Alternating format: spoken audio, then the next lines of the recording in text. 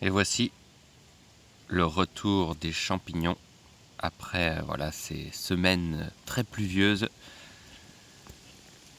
Un exemple de Cyclocybe cylindracea, autrefois appelé en latin Agrocybe aegirita, la foliote du peuplier. Ici, on est sur un exemplaire parfait pour être récolté. C'est le meilleur stade pour le consommer. Le chapeau est finement velouté, lisse ou ridé. Ici, il est ridé. Au départ, il est beige foncé, couvrant tout le chapeau, et ensuite il s'éclaircit avec l'âge, jusqu'à parfois devenir blanc crème. Donc là, comme je vous l'ai dit, à ce stade-là, c'est le top. Pour moi, c'est un des meilleurs comestibles avec les cèpes. Il a un goût agréable de noisette et idéal pour les plats en sauce. Je pense notamment à sauce à la crème. C'est vraiment un régal.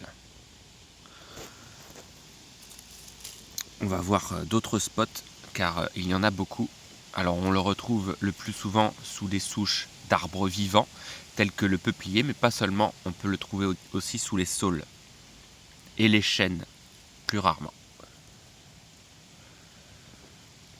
Il pousse en touffe quasiment toute l'année, c'est ça l'avantage de ce champignon, c'est qu'il fait l'objet d'une culture assez importante.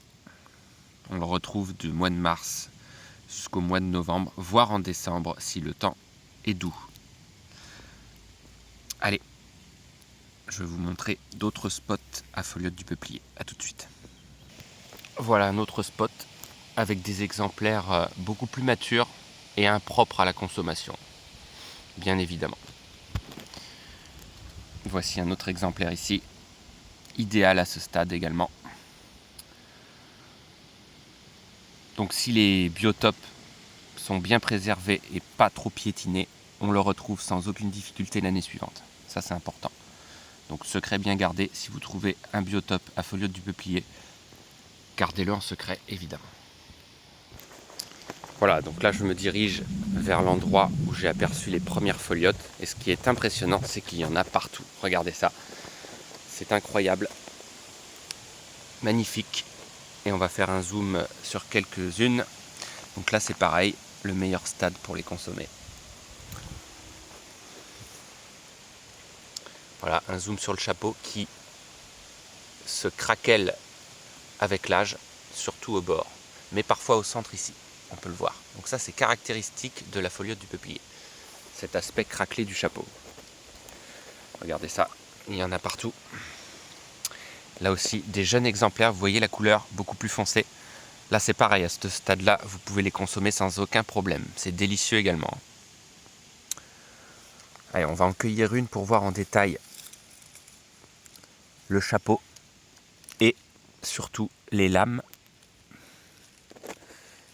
Voilà.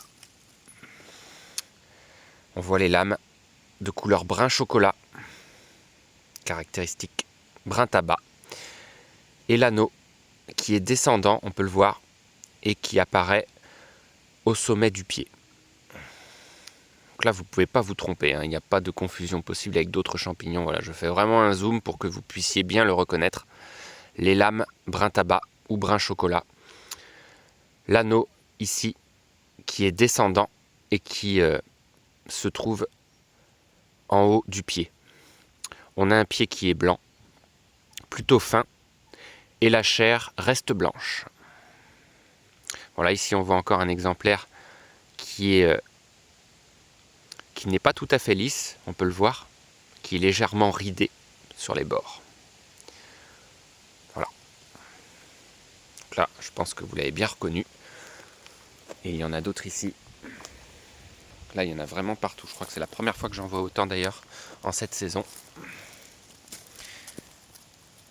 Voilà, ici, très bon stade également pour les ramasser et les consommer. En voilà d'autres ici. Donc il peut pousser quelques mètres plus loin, hein, évidemment. Hein. Si les racines sont profondes, On peut le retrouver à quelques dizaines de mètres plus loin. Voilà. En voilà d'autres ici. Il a une saveur donc de noisette et il a une odeur agréable aussi, qui est assez difficile à définir. Dans un premier temps, une odeur agréablement fruitée, légèrement acidulée. Et en vieillissant, il a une odeur qui rappelle un peu celle du lait caillé, qui n'est pas très agréable, assez écœurante. Mais de toute façon, c'est pas le stade pour les consommer. Voilà. Donc là, il n'y a pas de confusion possible avec des espèces toxiques. C'est un champignon qui est connu depuis l'Antiquité, car il est très facile à cultiver grâce à sa longue période de fructification. Et on peut en réaliser une culture temporaire en frottant des lamelles du chapeau contre des souches de peupliers ou d'autres arbres propices à son développement. Et on l'enfouit sous une mince couche de terre et on arrose de temps en temps cette terre. Et vous verrez apparaître progressivement des folioles du peuplier. Donc ça, c'est très intéressant. Voilà. Donc là, elles sont bien fermes. Et comme je vous le dis, culinairement parlant, ça vaut largement les cèpes. Ça vaut les cèpes en tous les cas, ça c'est sûr.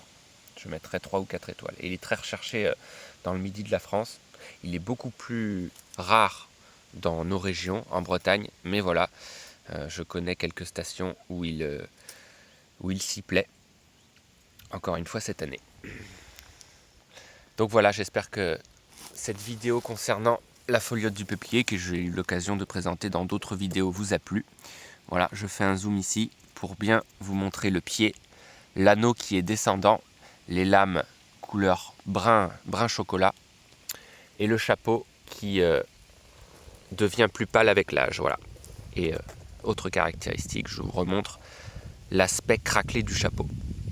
Donc voilà, avec ça, vous ne pouvez pas confondre ce champignon avec un autre. Je vous dis à la prochaine et je vous souhaite une bonne balade et éventuellement une bonne cueillette aussi. À bientôt.